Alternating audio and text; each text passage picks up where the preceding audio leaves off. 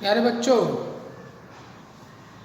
ये लेक्चर दूसरा है आपका परम्यूटेशन एंड कम्यूटेशन क्लास 11।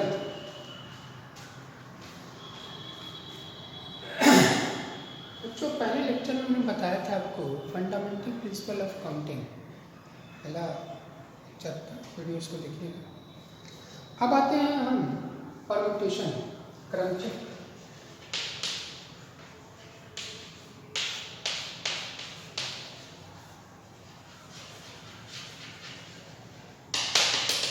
क्या होता है? हमने बच्चों पहले पढ़ा है फंडामेंटल प्रिंसिपल ऑफ काउंटिंग कि फंडामेंटल प्रिंसिपल ऑफ काउंटिंग में अगर उसको कैसे हम वस्तु को चयन कैसे कर सकते हैं, अरेंज कैसे कर सकते हैं। अगर रोज है आपका, हमने समझाया था आपको रोज है, रोज से आपको संख्या बनानी है तो आप कितने तरीके से उसकी संख्या बना सकते हैं।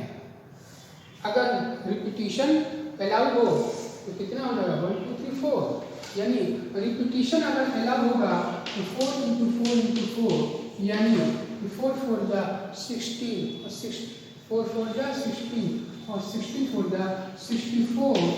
64 तरीकों से हम इसको संख्या को बना सकते हैं। ऐसे मान लीजिए अगर कोई है संख्या नंबर है, नंबर में से हमें 3 को चुनना है, कोई 3 हमें 3 से हमें उस पर संख्या बनानी है। तो हमारे पास संख्या कितनी है, 5 में से हमें 3 को चूज करना है, कोई भी सब, चाहे नंबर NBR हो चाहे NBR हो, कोई भी हो। लेकिन आपका रिपीटिशन अलाउ न हो, मतलब पुनरावृत्ति न हो, तो हमारे पास संख्या कितनी है, 5 है। 1 2 3 4 5 6 6 संख्या है। अगर रिपीटिशन पुनरावृत्ति अलाउ नहीं होगी तो दूसरी कितने तरीकों से बनेगी, 5 और तीसरी 4। 6 5 जा 34 जा, यानी 120 तरीकों में से हम नंबर में से कोई संख्या लेंगे 3, तो उससे हम अर्थहीन, अर्थपूर्ण, शब्दहीन संख्या या शब्दपूर्ण संख्या हम बना सकते हैं। तो अब इसमें क्रमचय का क्या रोल आया बेटा? इसमें क्रमचय का रोल क्या है? क्रमचय क्या हुआ?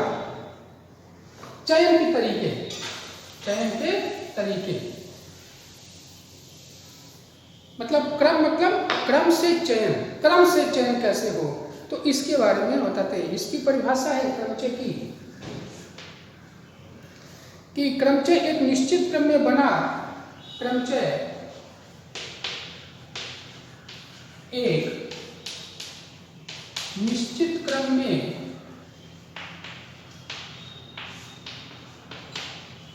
बना क्या है, विन्यास है। विन्यास का मतलब अरेंजमेंट।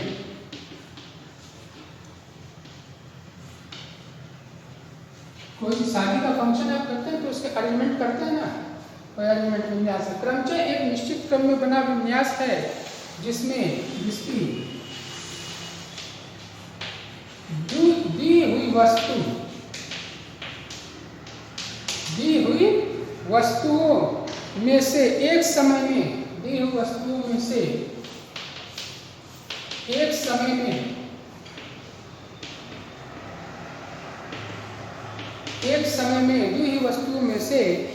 समय में या कुछ या सभी को लेकर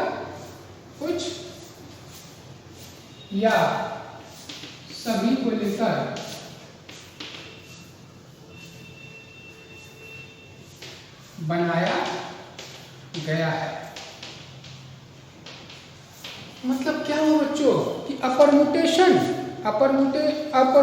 is an arrangement in definite order. Permutation is an arrangement in a definite order of a number of objects taken some or all at a time। Permutation क्या, एक निश्चित क्रम में बना विन्यास, अरेंजमेंट है, जिसको कि हम ऑब्जेक्ट्स को हम लेते हैं कुछ समय में या एक समय में, उसको हम लेके बनाते हैं। जैसे इसका कहाँ यूज होता है, इसका एक थ्योरम देखते हैं कि इसका प्रमेय है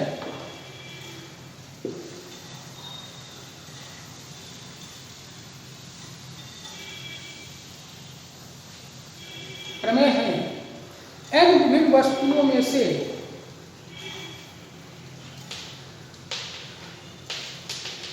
n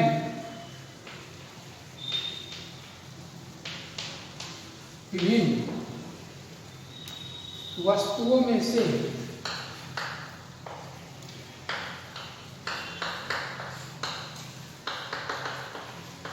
n विभिन्न वस्तुओं में से r n विभिन्न वस्तुओं में से एक समय में r वस्तुओं को लेकर एक समय में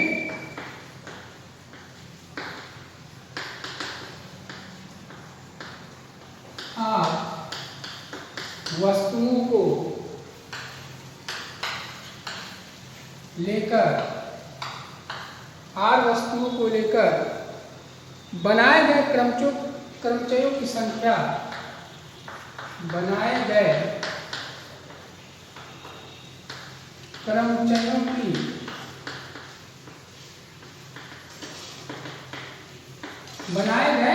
क्रमचयों की संख्या क्या है कि वो प्रतीक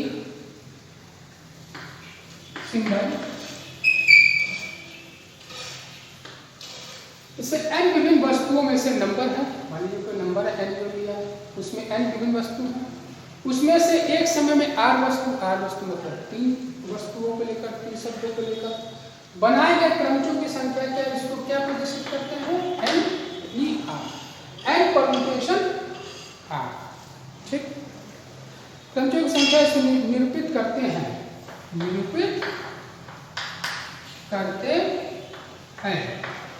जहां 0 belongs to r, 0 less than r equal to n, मतलब n की वैल्यू क्या हो? ग्रेटर देन 0 हो, r की वैल्यू क्या ग्रेटर देन 0 क्या है? लेस देन r से less than r equal to n। ठीक, मतलब n हमने आपको बता ही दिया कि n विभिन्न वस्तु मतलब एक नंबर है या रोज है। रोज में से एक समय में 4 वस्तु मतलब आप 3 वस्तु ले लीजिए। आप रोज में है r पूरे c, तो उसको भरने के कितने तरीके हो सकते हैं? अगर 4 है तो पहले बॉक्स को हम 4 तरीकों से भर सकते हैं, दूसरे बॉक्स को हम जाहिर सी बात है कि ये तो रहेगा नहीं रिपीटिशन में, तो यानी कि इसको हम 3 तरीकों से भर सकते हैं। जैसे मैंने पहले बताया, पूरा फंडामेंटल प्रिंसिपल ऑफ काउंटिंग इसमें लागू करता है बेटा। तो तथा किसी भी क्रमचय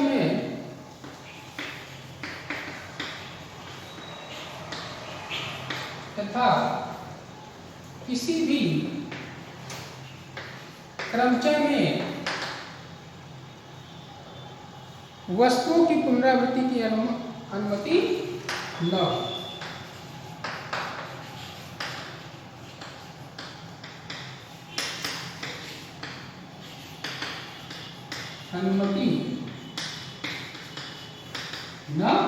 ये हमारा थ्योरम है कि n विभिन्न वस्तुओं में से एक समय में r वस्तुओं को लेकर बनाए गए क्रमचयों की संख्या को सिंबल n की से प्रतिनिधित्व करते हैं, जहां 0 less than r less than r equal to n, तथा किसी भी क्रमचय में वस्तुओं की पुनरावृत्ति की अनुमति नहीं है बेटा। वस्तुओं की पुनरावृत्ति की अनुमति नहीं है, यानी फंडामेंटल प्रिंसिपल ऑफ काउंटिंग का पहले बॉक्स को हम 6 तरीकों से, दूसरे बॉक्स को 5 तरीकों से ऐसे कर सकते हैं।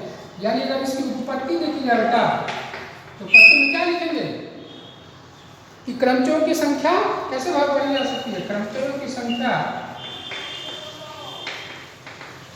r वस्तुओं को लेकर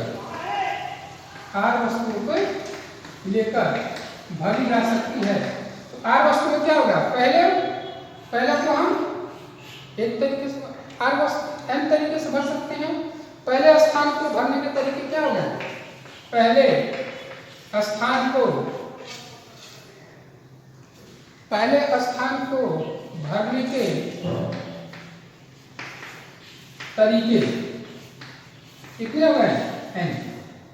पहला स्थान n, r वस्तुओं को लेकर भरना है। दूसरा स्थान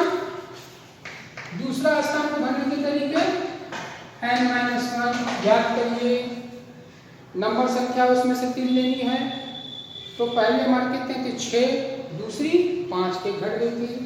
तीसरी स्थान को भरने के तरीके n माइनस 2 r वस्तुओं को लेकर इसमें भरना है। तो पहले स्थान को भरने के तरीके n वस्तु है। चौथी n माइनस 30, चौथी n माइनस 3। इसी तरह बेटा अगर r वस्तु लिया जाए, r स्थान भरने के तरीके तो क्या हो जाएंगे n माइनस r प्लस 1।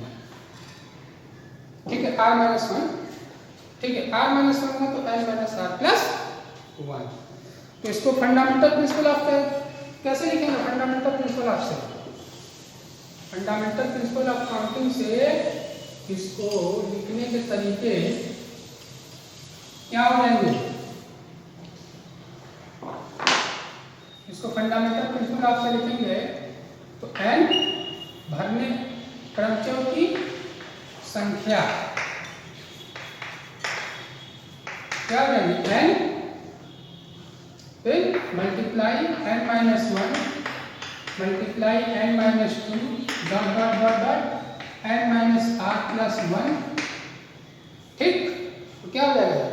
ये इसके तरीके n माइनस r प्लस 1 से। इसको हम कैसे प्रस्तुत करेंगे? n p।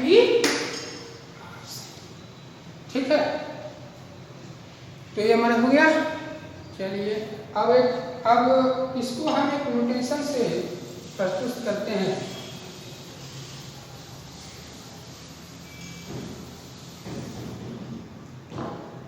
Factorial notation, NPR को जो है हम फैक्टोरियल नोटेशन से प्रस्तुत करते हैं।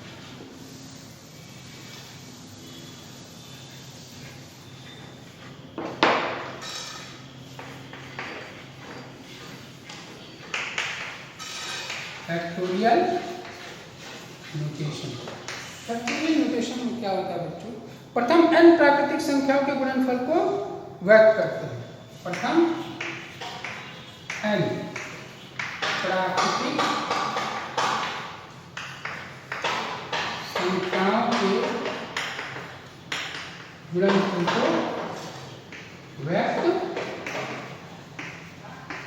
करते हैं। ठीक, यानी क्या हो जाएगा? फैक्टोरियल n का मान 1 into 2 into 3 into 4 into dot dot dot dot n minus 1 into n। ठीक है, चलिए अब एक इसके मान निकालते हैं। मान निकालिए, प्रश्न क्वेश्चन है, मान निकालिए या सॉल्व दिस क्वेश्चन।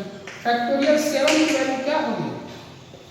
फैक्टोरियल ये है तो 7 की वैल्यू रहेगी, लास्ट से चलते हैं, 7 into 6 into 5 into 4 into 3 into 2 into 1 1 2 3 4 5 6 7, मतलब ये लास्ट से चलते हैं। ठीक है, इसको लास्ट से लिखते हैं और समझाने का तरीका हम बताते हैं। 1 2 3 4 इंटू n माइनस 1 2 पहले n फिर n माइनस 1 इस तरह। ठीक, इसका मल्टीप्लाई करिए, 3 दूनी 6 24 24 या 72 720 और 720 में से 7 को मल्टीप्लाई करेंगे, 7 में 0 7 2 या 14 1 और 7 7 या 49 50, यानी 5040 इसकी वैल्यू आएगी। ठीक है, अब इस पे कोई क्वेश्चन है, अगर मान लीजिए क्वेश्चन है आपका फैक्टोरियल n सॉल्व करना है, factorial n upon factorial r n minus r factorial, जहाँ n बराबर 5 और r बराबर 2। ठीक है, चलिए मान रखिए इसको। फैक्टोरियल n क्या लेंगे? Factorial n upon r factorial n minus r factorial. Factorial को इस तरह प्रदर्शित करते हैं, तो हमारा जाएगा फैक्टोरियल 5 अपॉन ये हो जाएगा फैक्टोरियल 2 n माइनस r का मतलब 5 माइनस 2 फैक्टोरियल, यानी हो जाएगा फैक्टोरियल 5 अपॉन फैक्टोरियल 2 फैक्टोरियल 3। ठीक, चलिए अब 5 इंटू 4 इंटू 3 फैक्टोरियल लिख देते हैं direct upon factorial 2 into 1 into factorial 3। Factorial 3 से फैक्टोरियल 3 कट गया, 2 1 जा 2 2 2 जा 4, इस बटी कितने वैल्यू आ गई? तो इसकी वैल्यू आ गई 10। वैसे आप सॉल्व करेंगे तो 5 into 4 into 3 into 2 into 1 2 into 1 3 into 1 करेंगे तो ये क्या आ जाएगी? 10 की वैल्यू आएगी। ठीक है, तो इसके जो होमवर्क हैं, आपको होमवर्क में आपको सॉल्व करना है। लिख लीजिए होमवर्क।